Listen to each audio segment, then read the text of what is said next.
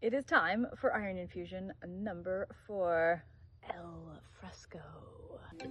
On Dr. T spills the tea.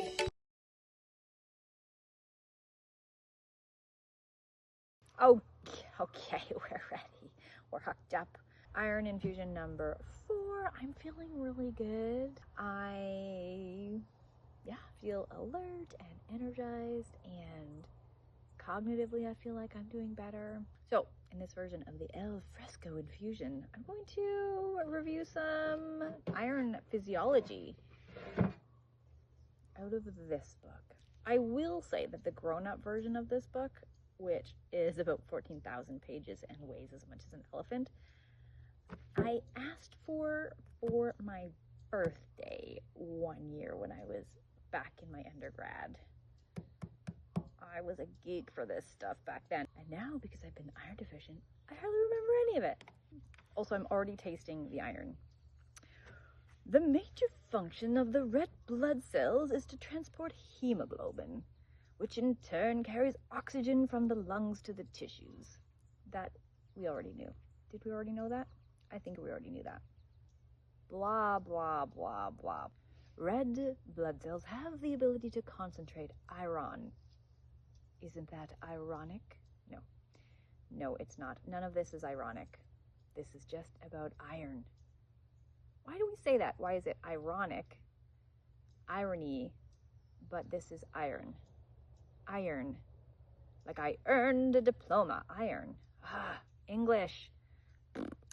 The blood contains an average of 15 grams of hemoglobin per 100 milliliters of blood.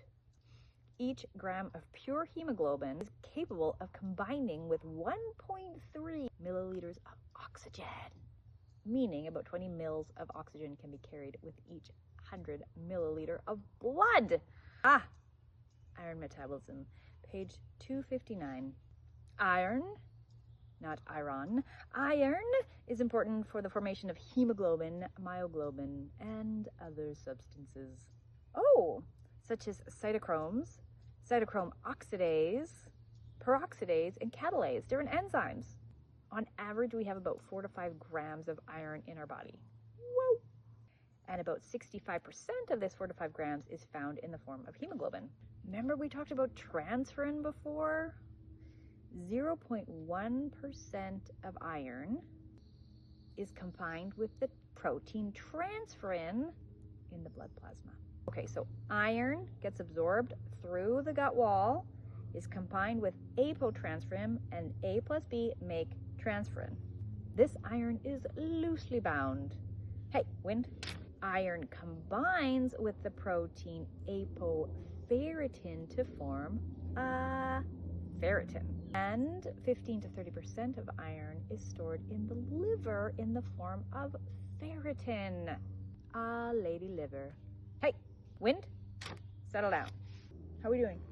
I can't really see how well we're doing. That was a butterfly. I just got distracted by a butterfly because it's al fresco. There's things happening. And I hear frogs in my pond. Okay, back to this.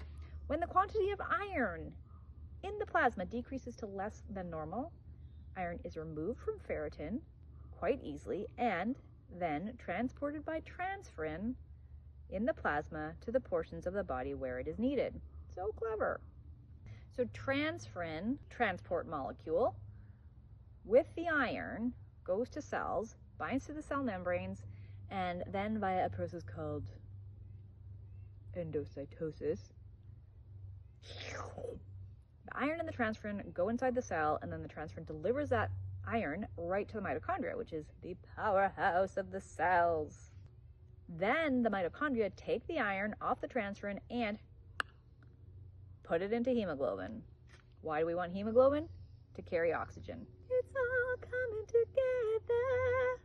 When red blood cells come to the end of their life and are destroyed, hemoglobin that's released is taken in by certain cells called macrophages, and the free iron that comes as a result of that destruction is then circulated back into the ferritin pool, or maybe back into hemoglobin. The anemias. Anemia means deficiency of the blood. Heme in Latin is, hey, wind. Heme in Latin means of the blood, and so N is not of the blood, no blood. Anemia. It's a deficiency in red blood cells caused by a lot of things. Hemorrhage, bleeding.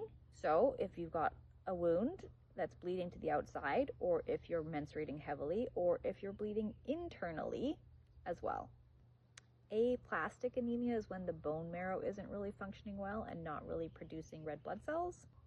This can be due to certain types of radiation, certain types of intense chemicals. Megablastic anemia. This is an interesting one. This is when there's a deficiency of either and or B12, folic acid, and something called intrinsic factor, which is something in the stomach that helps the absorption of B12. Without those three things, the red blood cells don't have the right proper signals and chemical support to grow into their normal size and shape. So they actually get really large. And one thing that I look for when I'm reviewing patient blood work is an indirect measure of B12 deficiency based on how big their red blood cells are. B12 and folic acid are signals that help the cell, when they get to a certain size, cleave off and become two cells. But when there's a deficiency in either one of those nutrients, then the cells just keep growing. They don't have this signal to cleave off and become two cells.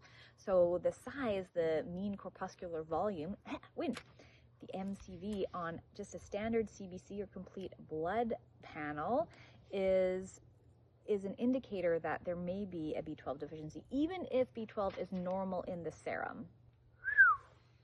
Moving on.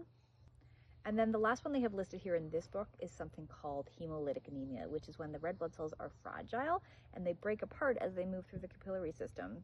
One thing that is not mentioned here is that iron, and I've covered this in a different video, but iron deficiency leads to these anemias as well. So iron deficiency is when we don't have enough iron either in our diet, or our gut's not absorbing it, or our cells aren't using it well. So blood loss or inadequate iron are the major causes of anemia, and you can be iron deficient before you're technically anemic. Actually, they don't talk about the microcytic anemia, which is when because there's not enough hemoglobin and iron, the red blood cells actually shrink over time. So now in this case, they become smaller and less able to carry oxygen around the tissues. It's quite involved. Never disappoints. Next is this book. How are we doing? Oh, good. We're done. That was fast.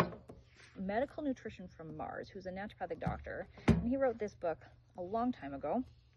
He's also known to dance at the conferences till the wee hours of the morning in no shirt, a tie, and a fedora hat. Seen it with my own eyes. This is the picture of iron usage and metabolism in the body. But my iron infusion is done, so I'm going to have to go over this with you another time. But one thing I will mention before that is there's different types of iron. There is heme iron, which comes from animals, and non-heme iron, which comes from plants. And the heme iron is way better absorbed and way better utilized. And the non-heme iron just doesn't do as good of a job. So if you're hoping to get all of your iron from plant sources, it's going to be real tricky. And maybe you need one of these to get your adequate iron stores up. And if you are wondering if you are a candidate for an iron infusion, it won't be al fresco though. Well, go to my website, nanaimoivtherapy.com. At the top in the menu, there is a services button, boop, boop, boop, iron infusions. Check out the criteria there. You can get that blood work done through me at a cost or through your GP or nurse practitioner, and we can get you going and filling up these tanks with iron so that you can do all this beautiful stuff that we were talking about today. That's all she wrote. Hopefully the video is going. I really hope the video is going. Oh my God. T, put a bird on it. Ooh. Those cell receptors, hey, wind. And those cell receptors basically and invaginate and bring the iron inside the cell. Invaginate. The word here in the book is ingested, but oh, butterflies, so pretty. Where am I going to put this? Ooh, I regret doing that. Iron. Iron, page 115. Iron.